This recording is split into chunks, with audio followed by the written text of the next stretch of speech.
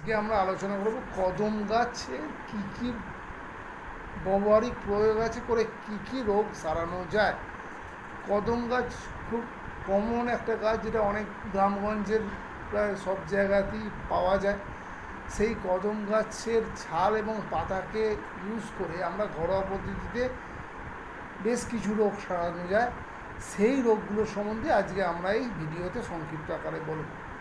প্রথম হচ্ছে যে হাইড্রোসিল যদি হয় বা অন্ডকোষে যদি বৃদ্ধি হয়, তাহলে কদম গাছের ছালকে চন্দনের মতো বেটে সেটা হাইড্রোসিল বা অন্ডকোষে যদি লাগিয়ে রাখা হয়, তারপর কদম গাছের পাতা দিয়ে যদি বেঁধে রাখা হয়, তাহলে হাইড্রোসিলের ব্যথা ফোলা দুটোই কমে। এছাড়া শিশুদের যদি কৃমি হয়, তাহলে কদম গাছের পাতার রস বা শুকনো কদমের গাছের পাতার চূর্ণ দেওয়া যেতে পারে।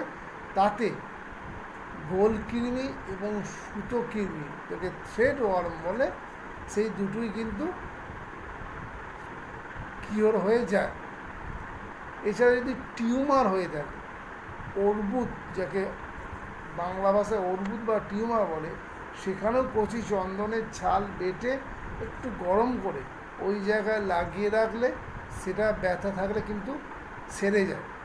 সেটা যাদের মুখে দুর্গন্ধ আছে, তারা কদম ফুল কয়েকটা ছিঁড়ে তারপর সেটা জলে সেদ্ধ করে সেই জল দিয়ে যদি দিনরাত সবসময় কুলকুচি করা যায়, কুলকুচি করলেও কিন্তু মুখে দুর্গন্ধ সেরে যায়।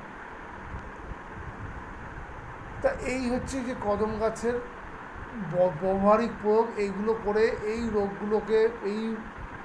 রোগগুলোকে কিন্তু সারিয়ে ফেলা যায় বা পেশেন্টকে অনেকটাই ভালো রাখা যায়। আপনাদের যদি আমার এই ভিডিওটা ভালো লাগে, তাহলে আপনাদের রিকোয়েস্ট করব ভিডিওটা লাইক এবং শেয়ার করতে। এবং আমার এই চ্যানেলে বিভিন্ন আয়ুর্বেদিক হার্বস, বিভিন্ন আয়ুর্বেদিক ওষুধ এবং আয়ুর্বেদিক রোগ সম্বন্ধে ডিসকাস করা হয়। আপনারা যদি আয়ুর্বেদ সম্বন্ধে ইন্টারেস্টেড থাকেন, তাহলে আপনাদের বলবো আমার এই চ্যানেলটিকে সাবস্ক্রাইব করতে। নমস্কার।